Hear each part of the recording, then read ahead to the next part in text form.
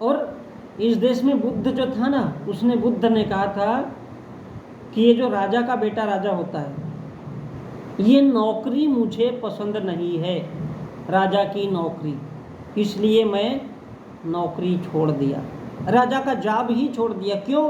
क्योंकि लोगों के गले कटवाओ, लोगों को आपस में लड़ाओ, मुर्गे बकरियों की तरह उनको काटो, धर्म भाषा लिंग नस्ल देशी विदेशी इनके आधार पर उनको बांटो, उनको कुत्ते बिल्लियों की तरह आपस में लड़ाओ। ये जो महाराणा प्रताप राजस्थानी राजा था ना, बहुत प्रतापी राजा था, बहुत प्रतापी राजा, यही तो उसका राज्य था, रामराज था। वो तो लोगों को आपस में ही लड़ाते रहता था, और राजा का धर्म तो यही होता था। इसकी शिक्षा पंडित गुरुकुल के आचार्य, आचरण करने वाले, और जो प्राचार्य होते थे ना, प्रचार करने वाले,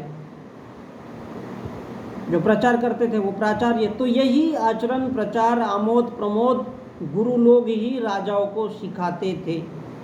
लंबे समय तक राज करना है, उसी को धर्म कहते हैं।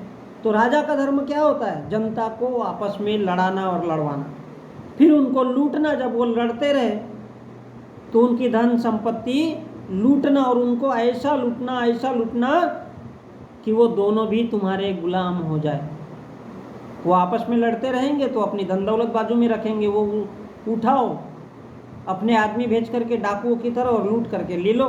और राजा की बातें आज़ादी ही लगे उन लोगों को, ऐसी मीठी बातें बतानी है, ऐसी मीठी बातें बतानी चाहिए, राजाओं को करनी चाहिए। जैसे मोदी जी ने कहा था ना, 15 लाख रुपए आएंगे जब अगर काला धन आ जाएगा, तो भले ही वो गुलाम हो।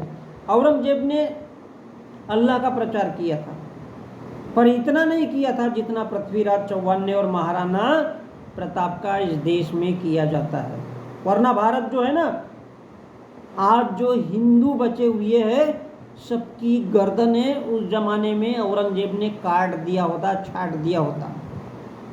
और ये जो हिंदू है ना, ये महाराणा प्रताप जैसे महान बनते, इनकी पहचान तो इन्हीं राजाओं से है।